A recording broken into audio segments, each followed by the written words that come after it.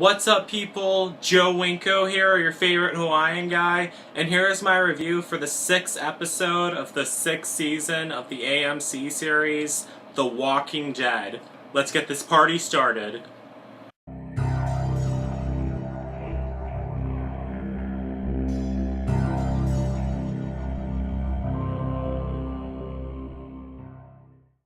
Okay, so spoiler alert if you haven't seen this episode.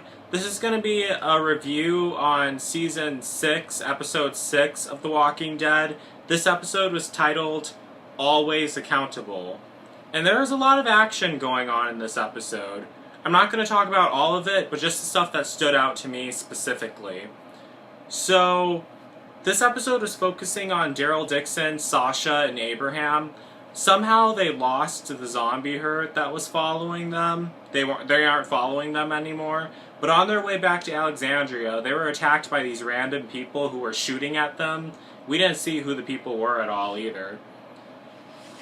But Daryl Dixon ended up being separated from Sasha and Abraham. And Sasha and Abraham just decided to wait in the area for Daryl Dixon to come find them. They took refuge in this building. And I honestly thought that was a smart idea because Sasha knew that Abraham was a tracker and he would eventually find them. And which he actually ends up doing anyway. But then Daryl ends up being captured by these 3 survivors who think he's a villain. But the 3 survivors are named Tina, Sherry, and Dwight. And they were running away from this crazy group of survivors called the Saviors. And their names, the name Savior wasn't mentioned in this episode, but that's what I read when I was reading about the Walking Dead episodes. And the Saviors are also a main antagonist group in the comics too. I don't read the comics, but I read that on the wiki site. So we didn't see any of their faces, except for the one guy who got bitten by the zombie that couldn't even walk at all. They don't really seem very smart or very dangerous, but I'm most likely wrong about that. They probably are really dangerous. Just that one guy in particular seemed really stupid. He got bit by a zombie and they had to cut off his arm. And they showed their leader. They didn't show his face, but they showed him walking around and his shoes and everything he was wearing. But then, eventually, Tina, Sherry, and Dwight, they realized that Daryl Dixon isn't a bad guy at all and that he wasn't with the Saviors. So then what ends up happening is the one girl, Tina, she was a diabetic, and while they were holding Daryl Dixon captive, they had his hands tied up and they were walking around with him following them. Tina faints, Sherry and Dwight try to help her, but then Daryl Dixon escapes and steals their supply bag and steals his crossbow back from them. He opens it up and he realizes that there's insulin inside the supply bag and he feels like he has to return it to them, which he ends up doing, and I thought that was nice of him, and that would really suck having diabetes during a zombie apocalypse too. But either way, it doesn't really matter because Tina eventually ends up dying anyway. She goes to this... They go through the forest and they find this burnt down greenhouse. Well, it's not burnt down, but it's melted because they started a fire. And these 2 girls that Tina and Sherry used to babysit, their names were Carla and Deli.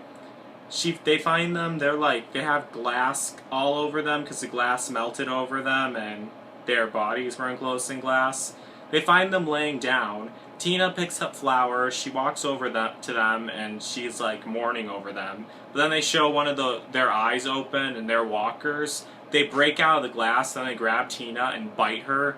And while I was watching that, I always have my phone out and I'm always tweeting while I'm watching The Walking Dead. That's how you find out if I'm watching The Walking Dead. If you see a whole bunch of tweets coming out of my profile with hashtag The Walking Dead, that means I'm watching The Walking Dead at that moment. So, the zombies break out, Carla and Deli, who are now zombies, they break out of the glass, they grab Tina, they hold her down, they bite out her neck. Well, they didn't bite her neck, but they bit her shoulder, And I was just like, I typed this on Twitter too. I was just like, damn girl, you gotta look out for yourself. You can't be walking around dead bodies. You know, you've been living in the zombie apocalypse world long enough to know that when a person dies, no matter if they're bitten or not, they'll turn into a zombie and try to bite you unless their brain's destroyed. I honestly think Tina should have been smart enough to know that. I have no idea what her problem was, but I still kind of did feel bad for her when she died. Because, as you all know, it's always sad when a pretty girl dies on The Walking Dead. So, yeah, I did feel bad for her. But I'm pretty sure I'm not going to feel bad for Sherry once she's dead, because her and Dwight ended up stealing Daryl Dixon's motorbike and his crossbow, because Dwight had a handgun that Daryl Dixon told him to hold on to after Daryl Dixon thought he was able to trust them.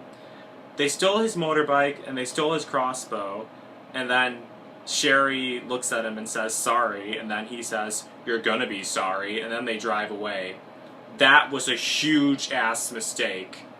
And I already know that Daryl Dixon's gonna get his crossbow back and his motorcycle back.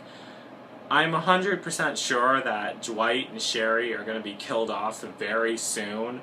Unless one of them gets smarter or something, but if they do end up dying, I'm not going to feel bad for them at all, because you can't mess with Daryl Dixon like that.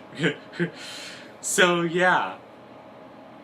Eventually, Daryl Dixon finds a fuel truck, and he goes to find Sasha and Abraham, which he does find them.